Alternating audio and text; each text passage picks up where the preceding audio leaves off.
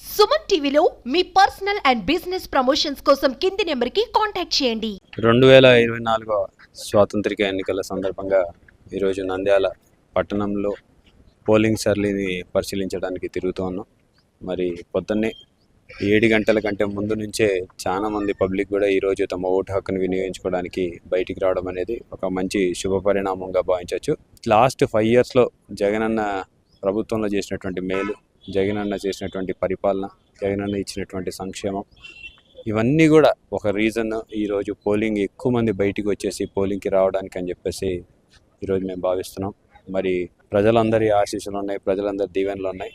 మరి ఆ భగవంతుడి ఆశీస్సులతోటి 100% జగనన్న ప్రభుత్వం ఏర్పాటు చేయబోతున్నారు. మరి పోలింగ్ సరళి కూడా మాకు మంచి ఉత్తేజాన్ని ఇస్తుంది. మరి వారు ఈరోజు మొత్తం కూడా పోలింగ్ సరళిని పరిశీలించిన తర్వాత నంద్యాలలో కానివ్వండి, రాష్ట్రంలో కానివ్వండి, వైఎస్ఆర్సీపీ జెండా ఎగరడం ఖాయమని చెప్పి తెలియజేసుకుంటాం.